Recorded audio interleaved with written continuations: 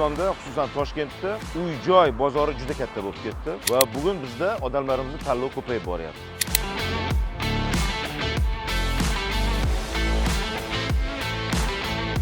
Bizda bugun hamsuhbatimiz shu loyihaning rahbari, assalomu alaykum, Anvar aka Qoraqo'jayev. 8000 xonadonimiz bor. 89 ta binomiz bor.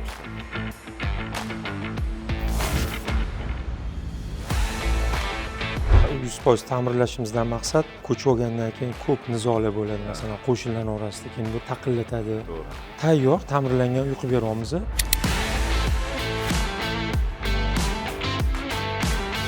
Bugun 1 kvadrat shu joyingizni nech puldan sotyapsiz? Taxminan 10 milliondan 11 milliongacha. 800-850 dollardan. Mana hovliga chiqdik, haqiqatan ham boqavoy ekan.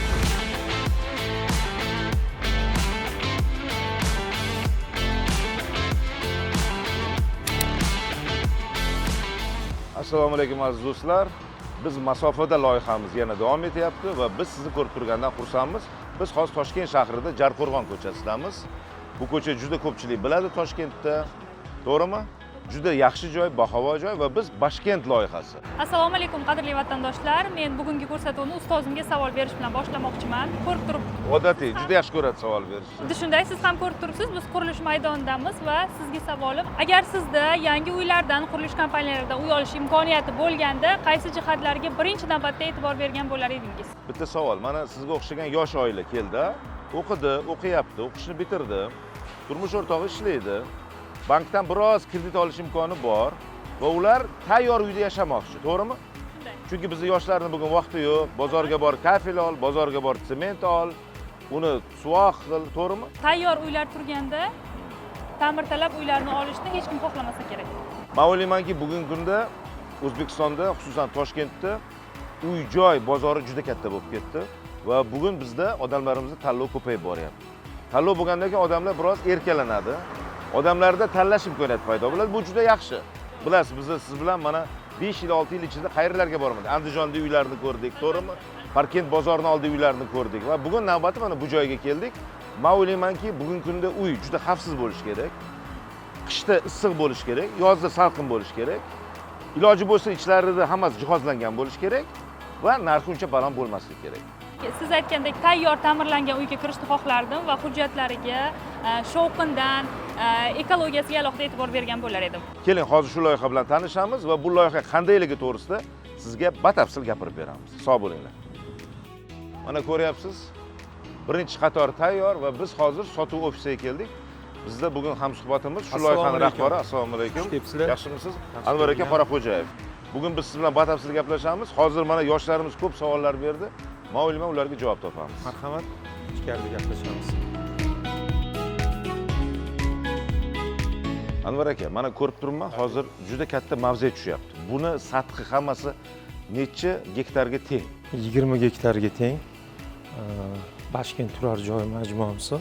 Bu juda ajoyib. Toshkentda ko'ryapsizlar, hozir 9 qavat emas, 12 emas, 16 qavatli binolar qad rostlayapti.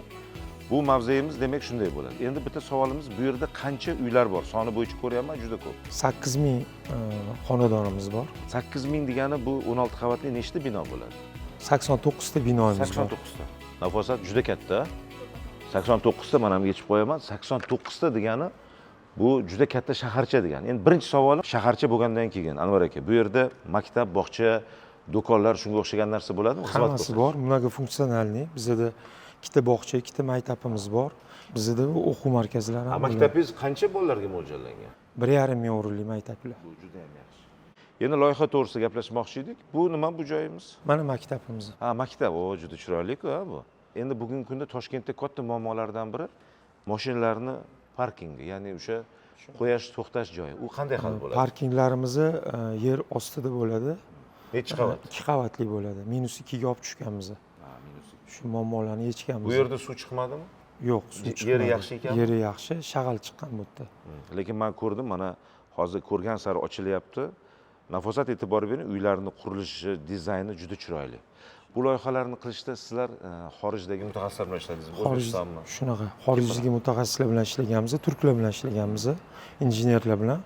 O'sha ular endi opiti bo'lgani uchun ularni texnologiyasini olganmiz.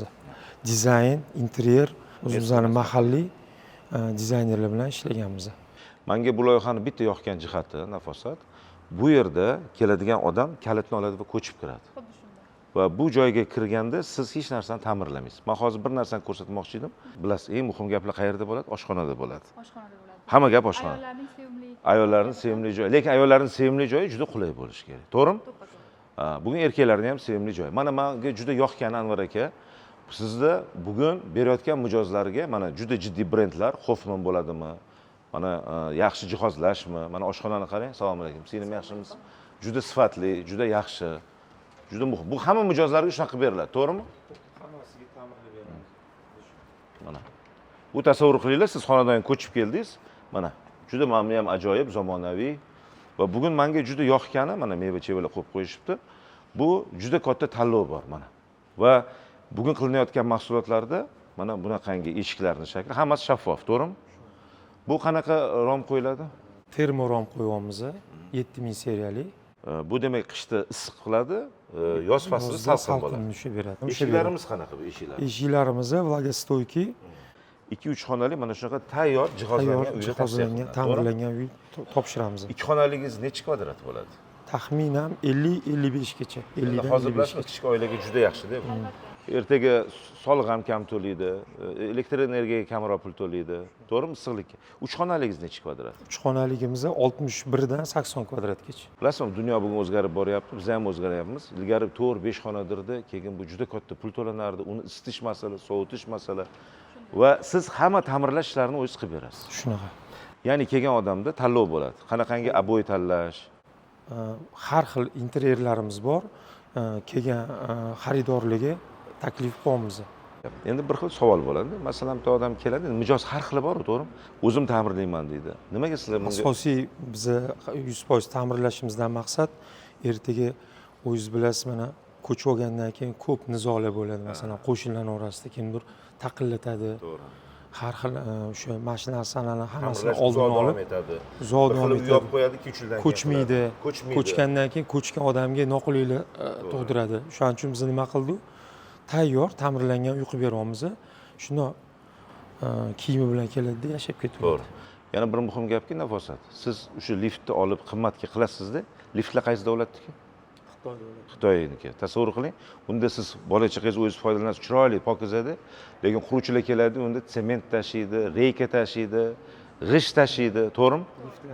Va bu liftlarni ishdan chiqaradi. Hozir bu men ko'rdim, o'sha insonni hurmat qiladigan loyiha bu. Endi bitta savol sizga. Eng muhim savol. Bugun 1 kvadrat shu joyingizni nech puldan sotyapsiz? Tayyor uy. Taxminan 10 milliondan 11 milliongacha. 800-850 dollardan. Juda yaxshi. Shunaqa. Bu tayyor uyga tasavvur qilinglar, mana bunaqangi oshxona bo'ladi, shunaqangi sizda hojatxona bo'ladi, hammom shunaqa bo'ladi.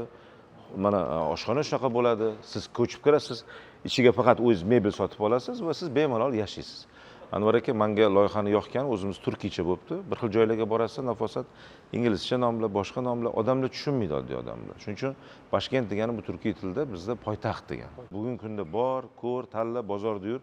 Yoshlarimiz bugun juda ish bilan band, hammaning o'zining tirikchiligi bor, hamma o'zining ishini davom ettiradi, ishxonadan ruxsat so'ramaydi. Tayyor o'zi kelib tanlaydi. Bularda aytgancha sizlarga dizayn qilishga kim yordam beryapti? Bizda dizaynerlar Safronovna degan dizaynerimiz bor.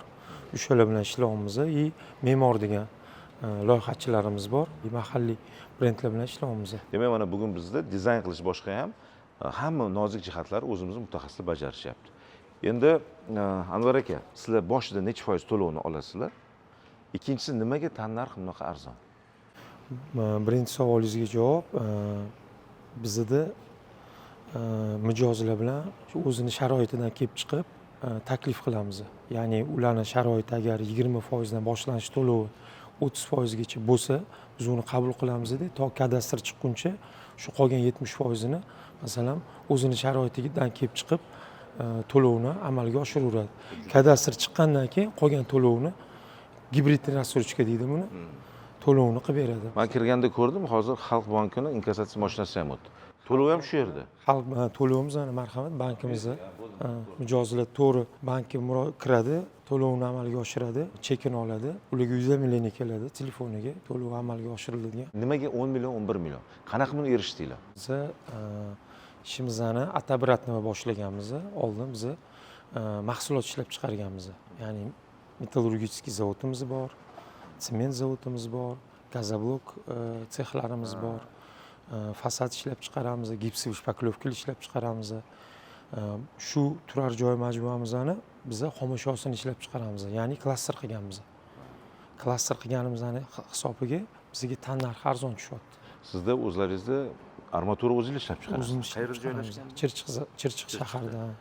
Gazoblok bu yerda. Gazoblokimiz shu. Tosh maydalovchi drobilka ham. Drobilkalarimiz bor, beton zavodlarimiz shu. Demak, hurmatli do'stlar, biz mana bilasizlar, O'zbekistonda bir gap ko'p ishlatiladi.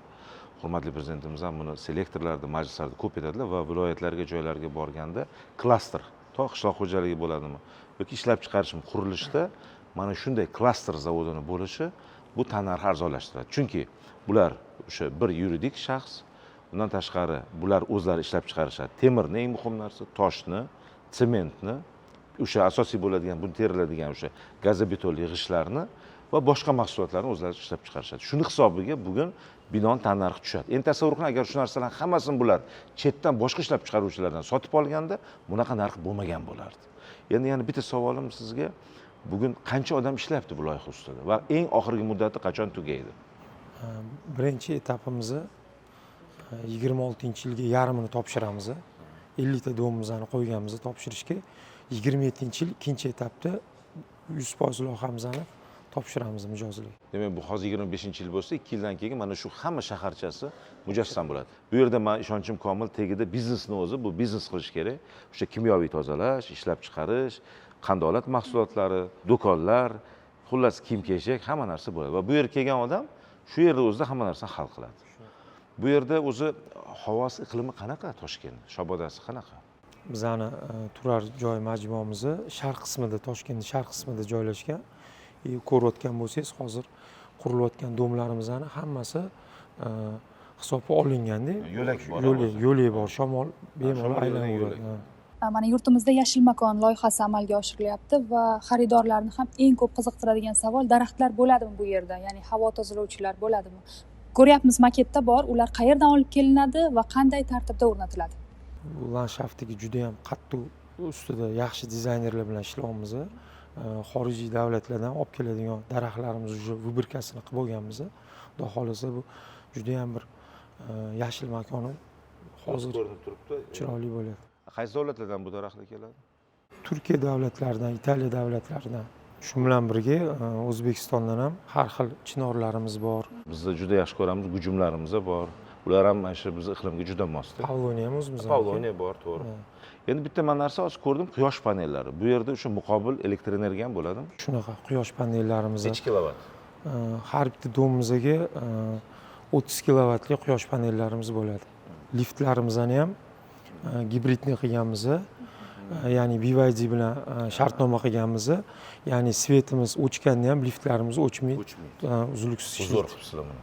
Chunki eng katta muammo chiroq o'chganda, lift ichida odam qolib ketgan, uni yuragi yomon bo'lgan. Sizlarda bu narsa bo'lmaydi, quyosh paneli. Hisobini olganmiz. Sizda hozir necha metr mana shu ikkovining orasi? Oralig'i 50 metr. Biz bulvarga joy qoldirganmiz. Bu yerda shu ko'ngilochar maydonchalarimiz bo'ladi. Har xil sportivniy zonalarimiz bor. Mana ko'rdim, futbol maydoni turibdi, tennis turibdi, to'g'rimi? Demak, yoshlarimiz bu yerda bemalol futbol, sport bilan shug'ullanishlari mumkin. Uni o'rtasida mana sovg'a bolalar uchun turniketlarimiz bor. Juda ajoyib. Bu yerda taxminan siz nazaringizda qancha aholi yashaydi endi kelajakda? 20 mingdan 30 minggacha aholi yashaydi. Целый massiv bo'lyapti-da.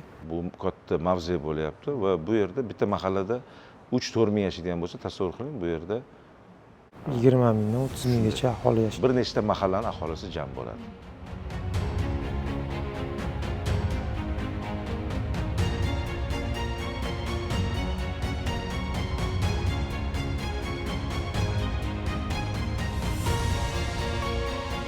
Mana hovliga chiqdik, haqiqatan ham bu havo ekan, juda shamolli mana.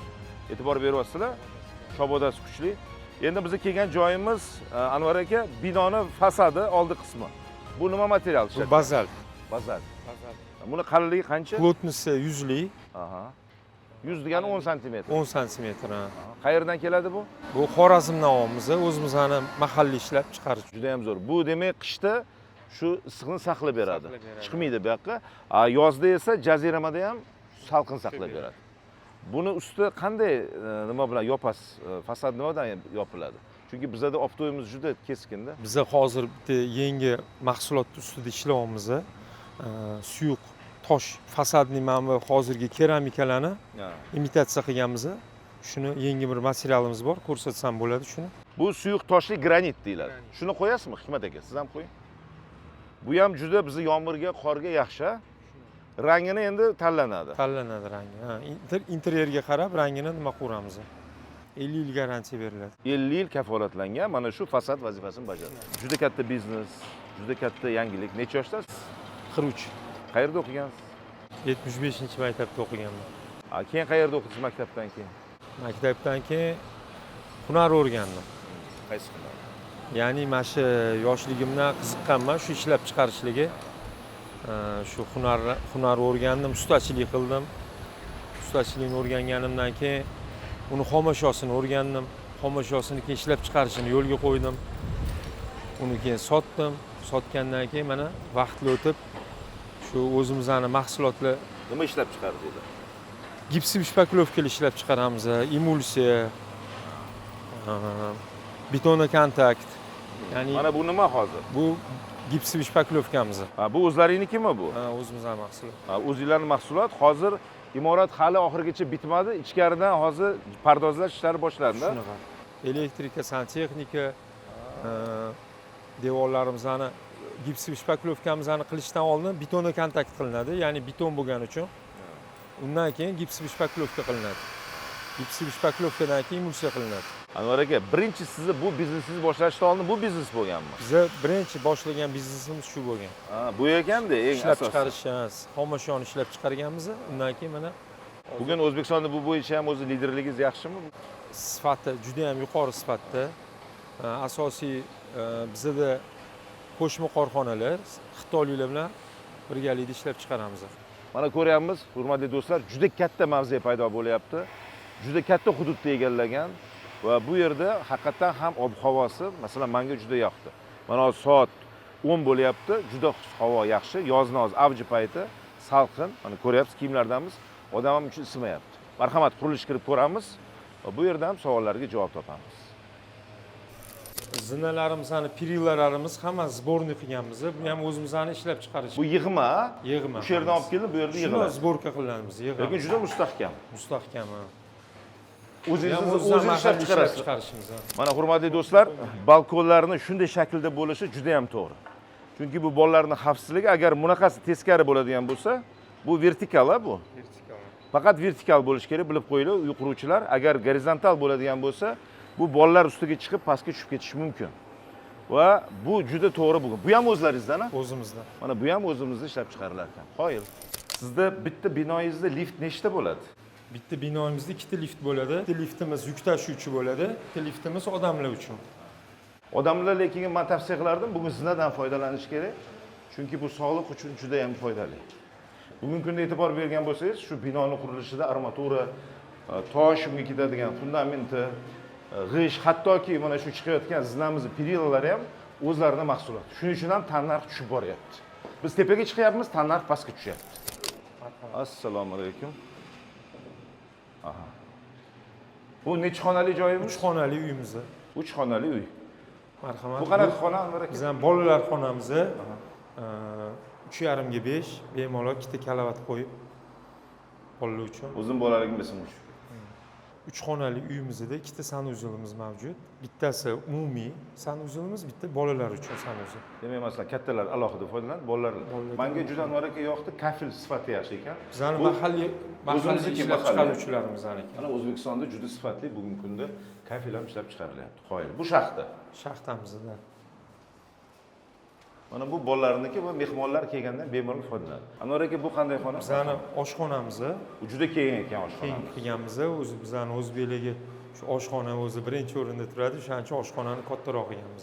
Demak, bu yerda chiqib, kelgandan keyin bemalol joy qilib choy ichadi, televizor ko'radi, internetda o'tirish mumkin, ovqat tayyorlaydi va menimcha shu toza havo kirib turish uchun Balkonimiz mana ham juda bor. ishlamgina balkon ham qilingan. Yaxshi. Mana hozir biz ikki xonali joyga kiryapmiz. Eshigi lekin xuddi markaziy bank eshigiga o'xshaydi. Bu yerda yopiladigan, menimcha u yoqdan ham chiqadi. Mustahkam eshiklarimiz bor. Mustahkam. Bir gapirib berasiz endi o'zingiz. Ikki xonali uyimizda, xonadonimizda bu ham shu sanuzel. Sanuzel juda kafil sifatli, e'tibor berish so'raymiz. O'zbekistonda ishlab chiqarayotgan kafil. Bu qanaqa xonamiz? Bu yotoqxonamiz. Bu kattalar yotoqxonasi, ikki xonali. Endi yosh oilalar uchun juda zo'r. Bu yerda esa adashmasam yana bitta xona va oshxonamiz. Oshxonamiz. Oshxona. Juda ham qulay, yaxshi, shinam. Oshxonaning bu qismida ovqat tayyorlangan bo'lsa, bu yerda o'tirib choy ichadigan joyi bor ekan. Yerdan shifgacha qancha? 3 metr. 3 metr. Juda ham zo'r. Anvar aka, menga yoqqani yo'laklaringiz juda keng. Mana bitta shu podyezdni bitta maydonchasida nechta xona? 5 ta uyimiz bor. Ikkita ikki xonamiz, bitta 3 xonamiz, ikkita bir xonali uylarimiz bor. Bir xonali bir ko'raylik. Marhamat. Ayniqsa juda talabalarga zo'r bo'ladi bir xonali. Bu bir xonali uylarimizni haqiqatda aytganingizdek talabalarimizga juda ham zo'r sharoit qilganmiz. Bu yotoqxonasi. Bu bizning juda keng, yaxshi bir kishiga. Xonamiz. Yana shu zo'r sifatli sanuzel va oshxonamiz. Oshxona juda keng. Hamma oshxonalarimizda balkoni bor. Bu nima lyuk? Bu yong'in xavfsizligi qilingan lyuk. Yong'in xavfsizligi bo'lsa, bu yerda zinasi bo'ladimi tushishga? Zinasi bo'ladi. Endi yong'in bo'lmasin, Anvar aka, tinchlik bo'lsin. Demak, hurmatli do'stlar, bitta shu maydonchada bugungi kunda 5 ta xonadon mavjud. Bitta 3 xonali, ikkita 2 xonali va ikkita 1 xonali. Juda ham qulay odamlarga foydalanishga. Juda dizayni ham zamonaviy. Yerdan shiftgacha 3 metr. 3 metr. Xohlasangiz biroz tushirishingiz mumkin. Bu yerda isitish tizimi qanday bo'ladi? Isitish tizimi duxkonturniy kotellarimiz bor. Odamlarning o'zi yoqadi uni. Odamlarning o'zi yoqib o'chiradi. Biz arzon narxga maksimum komfort beramiz. Maksimum komfort nimada? Komfort plus nimada? Komfort o'zi nimadan kelib chiqadi? Ekonom klass bo'lganda bizni ta'mirlamasdi. Ta'mirlangani uchun komfortga kiradi. Va siz juda sifatli oyna rom berasiz. Juda sifatli maishiy texnika, jihoz. Kiradigan mashina ham bo'ladi? Kiradigan mashina. Men o'qiganman bir paytlar Amerika Qo'shma Shtatlarida qurilish bumi boshlanganda o'sha bitta kiradigan mashina qo'shib berilgan va bu juda ko'p uy bekalariga yoqqan. Bizda ham bo'ladi. Qaysi kompaniyamiz bo'ladi? Hoffman.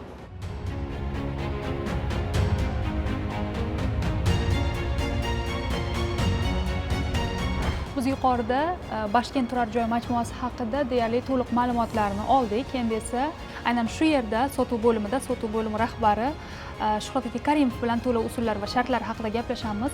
Shuhrat aka, bu yerda asosan qanday to'lov usullari mavjud va qanday shartlar asosida xarid qilish mumkin?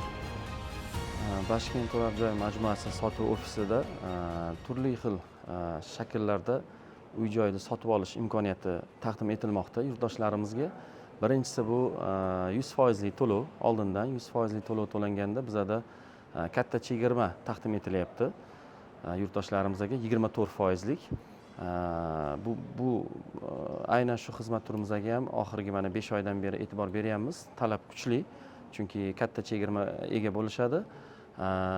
Keyingi bir yana yurtdoshlarimizga taklif qilayotgan sotish shartlaridan biri bu bo'lib to'lash sharti. Рассрочка deymiz. Bu рассрочка muddatlari qurilishni foydalanishga topshirish muddatidan kelib chiqqan holatda 1 yilga, 2 yilga, 3 yilga taqdim qilib kelyapmiz.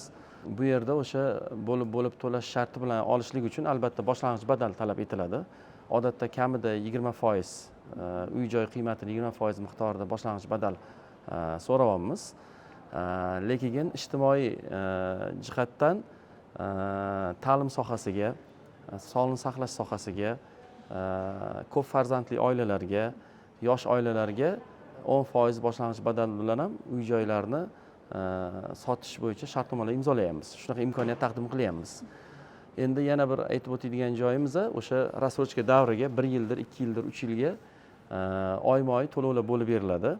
uni ham yurtdoshlarimizni sharoitidan, imkoniyatidan kelib chiqqan holatda bo'lib beryapmiz. Bu bir og'zaki gap emas. Har qanday odam bizada bu narsaga guvoh bo'lib kelyapti. Bu shartnomalarimizni ham ko'rib chiqsangiz bo'ladi. Aholini sharoitidan kelib chiqib 6 million, 7 million, 8 million oyiga to'lovlar qo'yib beryapmiz. Juda yaxshi. Agardaki mijozlarni o'zi 10 million, 15 million, 20 million to'lash istagi bo'lmasa, imkoniyati bo'lmasa. Endi uchinchi qismi nima bo'ladi desangiz, deylik boshida boshlang'ich badal topshirishdi 20%, 1 yil, 2 yil, 3 yil davomida qisman kichkina summalarda yopib kelishdi. Oxirgi uchinchi qismida qolgan summani o'sha deylik foydalanishga topshirish muddati kelganda yurtdoshlarimiz tomonidan bir vaqtni o'zida to'lashga to'g'ri keladi yoki o'zlarining shaxsiy mablag'lari hisobiga yoki bankda tijorat banklarining kredit mablag'lari hisobiga bu narsani yopish imkoniyatlariga ega bo'lishadi. Qancha foiz bilan olishadi shunda? 18% bilan. Bo'lib to'lashda foiz ko'payib ketmaydimi? Ya'ni mablag' ustiga ko'p mablag' minmaydimi demoqchiman. Ya'ni biz sotuv ofislariga borganimizda bo'lib to'lash imkoniyati deyarli barcha qurilish kompaniyalarida bor. Lekin narxi bizni qo'rqitadi. Ya'ni boshida 100 million bo'lgan uy, taxminan aytyapman, kelajakda bizga 150-170 millionga tushishga to'g'ri kelyapti. Shunday mutlaqo imkoniyat. bunaqa emas bizada. Deylik bizadagi agar uy mana 100% to'langanda katta chegirma 24% deb aytdik. Deylik 1 yilga berilayotgan bo'lsa, biz shu holatda 15% chegirma beramiz. Demak 10% ga kamroq chegirma beryapmiz. Mana shu uyning qiymati 10% ga qimmatroq bo'ladi degani. 1 yilga olinganda va aynan 10% ga, 20% ga emas, 40% ga emas, 50% ga emas, siz aytganda 100 million, 150 million emas. Deylik o'sha 500 million so'mlik uyga 24% chegirma qo'llanilganda 120 million bo'ladi. Misol uchun 120 millionni 500 milliondan ayirsangiz 380 million so'm qoladi. Misol uchun aytaman sizga. Lekin 500 milliondan 15% chegirma bersak, unda 75 million chegiriladi. 500 milliondan 75 milliondan ayirsak 425 million bo'ladi. 100% to'langandagi uyda narxi 380 million so'm edi. 1 yilga olinganda 425 million edi. Uy joyida qiymatiga olganda bu bir 10% tashkil qiladi. Undan ortiq emas. Mana ko'ryapmiz, pastda sotuv ofisida xaridorlar ko'p va sizga yana bir qiziqarli savol, ko'proq yurtdoshlarimiz qaysi to'lov usulini xohlashyapti? Bir 50%ni biz bo'lib to'lish sharti bilan beryapmiz. Rassrochka shartlarida 50%ni 30-35%ni 100% to'lovlardan tashkil topadi. 15-20% bu ipoteka kreditlari hisobiga yurtdoshlarimiz uy joylarini sotib olishyapti. Yuqorida aynan mana shu loyihani rahbari aytdilar, biz ijtimoiy himoyaga muhtoj, ko'p farzandli, o'zingiz ham buni ta'kidladingiz. O'sha loyihalar haqida gapirib bering. Ularga bepul beriladimi, qanday imkoniyatlari bo'ladi? Bizni ular ham shu toifa vakillari ham ko'rayotgan bo'lishlari mumkin chunki. Bu turdagi harakatlarimiz joriy yilda 1-apreldan boshlandi. Chunki ta'lim sohasi bor, ta'lim sohasining ustozlarimiz hammasi murabbiylar, sog'liqni saqlash tizimi xodimlari, ularning ham ishlari mashaqqatli bo'ladi. Bu yerdan yosh oilalar bor, endi oila turmush qurgan, ularda ham uy joy masalasi doim dolzarb bo'ladi. Ko'p farzandli oilalar bor, 3 ta, 4 ta, 5 ta farzandi bor, uyini kengaytirmoqchidir, bir xonali, 2 xonali uyda bo'lib qolgandir. Bu nuqtai nazardan biz o'ylab, o'sha ularga real imkoniyat qilib berishlik uchun boshlang'ich badalni 10% ga tushirdik. Haqiqatdan ham bizada mana har kuni bor, har kuni men bu shartnomalarga qo'l qo'yaman. Murabbiylarga yoki bog'cha tarbiyachilariga va hokazo uy joy qiymatini 10% boshlang'ich badali bilan uy joy sotib olishga imkoniyat beryapmiz. Va o'sha yuqorida aytganimdek oylik to'lovini ham foydalanishga topshirilgunga qadar bir oylik to'lovini ham ular moliyaviy holatidan kelib chiqqan holatda belgilab beryapmiz. Va menimcha shu natijada ko'p odamlarga bu ma'qul kelyapti, chunki 70 million bilan, 80 million so'm bilan, 100 million so'm bilan yoki 120 million so'm bilan odamlar haqiqatdan ham uy joy olish imkoniyatiga egada. 70 million, 80 million bir qaysidir ma'noda katta puldir, lekin uy joy sotib olayotgan odamlarni o'zini bir hayotidan, tarixidan kelib chiqadigan bo'lsak, hozirgi kundagi sharoitdan ham kelib chiqadigan bo'lsak, menimcha 70 million so'm bilan, 80 million so'm bilan agar bir uy joyga ilinadigan bo'lsangiz, bu menimcha bir katta imkoniyat bo'lsa kerak. Bu reklama emas, bekordan bekorga bizani sotuvlarimiz oy sayin oshib borayotgani yo'q. Haqiqatdan ham har kuni juda ko'plab fuqarolarimiz, yurtdoshlarimiz tashrif buyurishadi. Tashrif buyurgan fuqarolarni 50% bizdan shartnomalashib keyin chiqib ketishyapti. Bu juda katta ko'rsatkich deb o'ylayman. Bir kunda agar endi aytib o'tirmaymiz, qancha yurtdoshlarimiz tashrif buyursa shuni 50% bizada shartnoma rasmiylashtirib keyin chiqib ketishyapti. Keling, Sir bo'la qolsin, ko'z sir tegmasin. bo'lmasin, ko'z tegmaydi, Ko'z sir tegmasin. bo'lmasin. 50-60 ta shartnoma imzolayapsizmi bir kunda? Bir kunda eng rekordimiz 40 dona bo'lgan. Eng katta ko'rsatkichimiz, o'rtacha ko'rsatkichimiz 20 ta. Keling, hisobli do'st ayrilmas deydi. Bizni ko'rayotganlar qancha hisobni aniq bilishlari kerak. Taxminan yosh oila uchun 2 xonali qancha kvadratli uy bor? Shuni hisoblab ko'rsatib bersangiz. Yo'q, mana misol uchun deylik, uylarimiz o'zi aksariyati hammasi emas, aksariyati 400 million so'm bilan 600 million so'mning o'rtasida. Bir xonaligida 300 millionligi ham bor, 350 millionligi ham bor. Men endi aksariyat uni uylarimiz 27 kvadrat metrdan 80 kvadrat metrgacha. Men sal o'rtarog'ini olib aytyapman sizga. 400 milliondan 600 million so'mgacha uy-joy qiymatlarimiz. Bir xona ham bor buning ichida, kvadraturalari sal kattaroq, 2 xonali uylarimiz ham bor. Ana deylik 500 million so'm deylik, 500 million so'mdan aytganimdek ijtimoiy himoyaga muhtoj o'sha aytganim qatlam bo'lsa 10% boshlang'ich badal bu 50 million so'm bo'ladi misol uchun. Umumiy shartlarda 20% so'rayapmiz. Bu 100 million so'm bo'ladi 500 millionga nisbatan. Agar 500 millionga nisbatan 100 million so'm boshlang'ich badal oladigan bo'lsak 400 million qoldi. 400 milliondan ham 1 yilga deylik, 1 yil davomida oyiga 6 milliondan qo'yib bersak ham 72 million bo'ladi 12 ta oyda. Boshida 100 million boshlang'ich badal topshirdilar. Yana oyma-oy 12 oy 6 million so'mdan to'ladilar, 72 million bo'ldi. 172 million bo'ldi shunda. Ana qoldi 328 million. 328 millionda ana o'sha foydalanishga topshirish muddati kelganda yurtdoshlarimiz tomonidan o'sha bir vaqtni o'zida o'zlarining shaxsiy manbalari hisobidan yopishga to'g'ri keladi. Yo'inki o'sha aytganimdek ipoteka kreditlari mablag'lari hisobiga ham bu narsani yopish imkoniyatiga ega bo'lishadi. Ipoteka kreditlari esa o'z aytib o'taman 20 yil muddatga beriladi. 20 yil muddatga bu degani 240 oy degani. 240 oyga berilganda bu 328 million so'mlik kreditni oylik to'lovlari bir taxminan 7 million so'mdan boshlanadi. Taxminan men aytayapman, hisob kitob sizga aytayapman, 7 million so'mdan boshlanadi. Bu endi mana qarangda, mana odam fuqaroyimiz kelyapti, yurtdoshimiz 100 million so'm pul to'layaptilar. Imkoniyat menimcha bir juda katta og'irlik tug'dirmaydi ko'pchilikka menimcha. Oyma-oy yana 6 million 7 million to'lab yuribdilarda, kredit olganda ham yana 6-7 million so'mda yana milliy valyutada, AQSh dollarida emas yoki AQSh dollariga tenglashtirilgan nimada emas, milliy valyutada.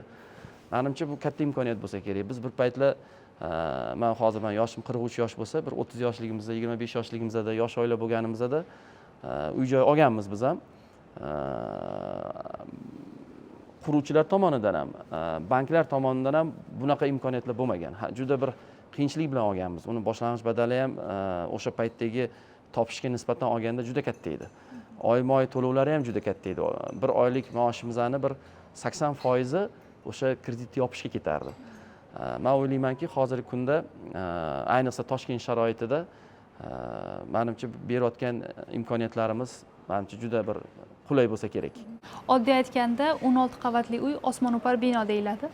Aynan mana shu osmono'par binolarning tepa qavatlari qiymati qanday, past qavatlari qiymati qanday? Demoqchiman, qavatlar natijasida o'zgaradimi, summa yoki o'zgarmaydimi? To'rga bo'lingan, tepadan boshlab pastga qarab qimmatlashib boradi.